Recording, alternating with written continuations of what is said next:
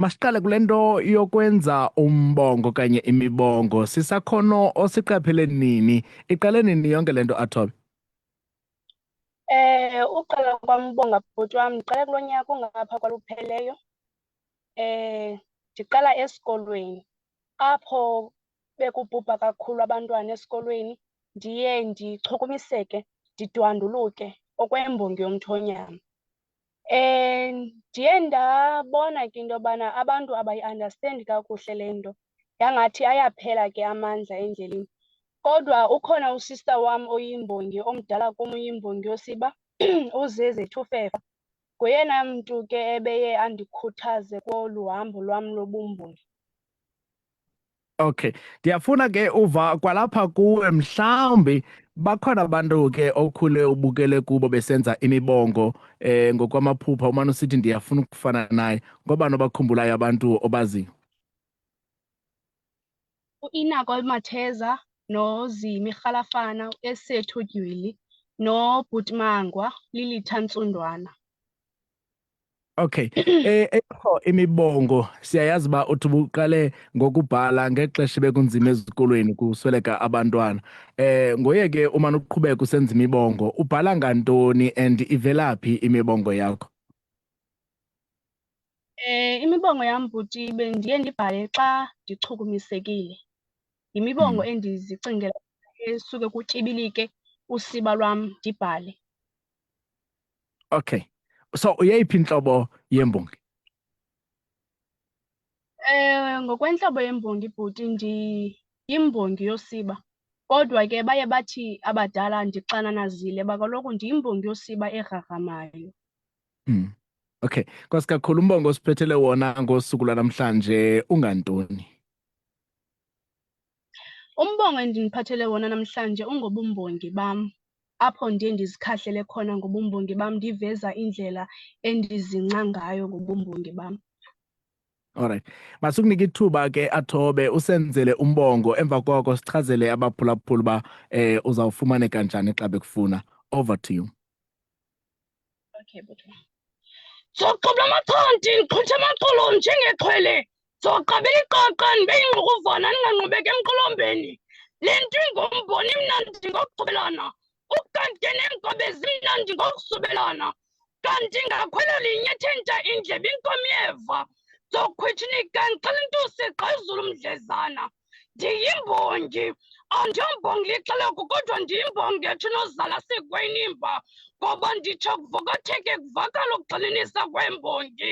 Kuthi vuxaxa vuxa, koko ngokomnqweno wabanye banqwenela ndiphantsi komhlaba, kodwa ndiludongo olungadilikiyo, ndiliqabe eliqaba imbola.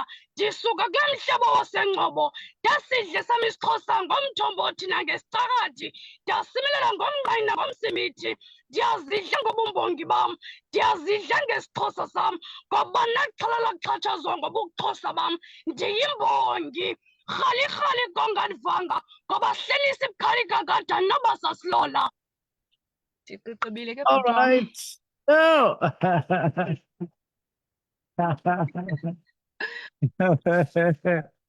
Amago Athobe, siyabulela. Abantu abafuna ulandela uAthobe ufumaneka njani kwi-social media platforms? Nenamba ke kubantu abafuna ukuxhasa nabantu abafuna ukusebenza nawe, abanye bazawufuna uba motivate. Ukhona umuntu ofuna umotivathwa ecaleni, hayi masithethe soyi-2. Bakufumana njani kwinamba nakwi-social media platforms? KuFacebook bhuti wam ndinguQhamo K Badashe, ngoba igama lam lesibini ndinguQhamo Kuhle. Okay.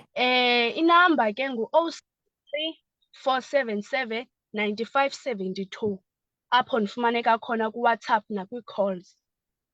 Sicela usiphindele inamba. 073 477 9572. Alright. U-2025 uneenyanga zintlanu ngokukambe ke sesiyiqukumbela nayo. Zithini izicwangciso zakho zalo nyaka?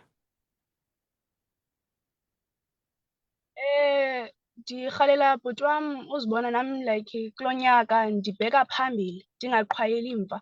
Ndibheka phambili, ndibhukhwa, ndibongwa kwiindawo ngeendawo, ndifana nezinye iimbongi. Akusuba ke bhuti wam le nto yam yobonga ndifunela imali okanye ntoni, nto nje isegazini le nto, ndiyayithanda. Ndiziva kamnandi kakhulu xa ndibonga. Umzekelo, abanye abantu baye bandibhukishe, omnye andibambe ecaleni ngento yoba, eyi mntanam, ndibethakala kwicala lempande yesono ke. Ndiye ndimxelele ndithi, eyi mama, uba nje ndiyabonga mna, noba imali undinike yona yimali yedrinki okanye yiloo nto, andizukuprayisa. Okay, Nkosi kakhulu ke babamele abaphulaphuli. Khawuthethe ke noontanga bakho, uthethe nabantu abatsha, ubakhuthaze, bakhona abangaka-understandi kwa iziphiwo zabo. Khawuthethe kunye nabo balandele iitalente zabo.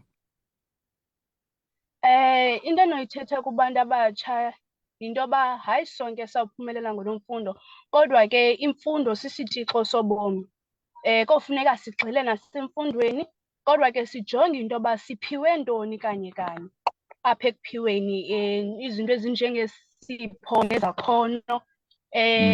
Umntu ke siye soyike into yoba abantu bazawuthini xa sibheka phambili, kanti ke into ezawusilibazisa yile yocinga into yoba abantu bazawuthini. Kodwa uba sibheka phambili, singabi naxhala loba abantu bazawuthini, singabheka phambili kakhulu. Right. Nkosi kakhulu, Athobe, qhama okuhle, masibulele man ngexesha lakho.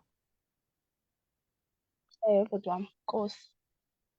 Alright, Nkosi kakhulu ke mphulapha sekhaya ibinguye ke uAthobe, ipoet ebesincokola naye namhlanje yaseNgcobo, esenzela ke nombongo, evisa ke umphulaphuli isakhono. Uchazile ke nenkxaso ke ayidingayo neminqweno yakhe namaphupha akhe, washiya ke neenkcukacha zakhe kubantu abafuna ukumncedisa uba akhule, abantu abafuna isakhono nabafuna ke ukuncokola kunye naye. Mphulaphuli, masambe sekwi-double play yokugqibela enkqubeni. Xa sibuya sawuthatha ke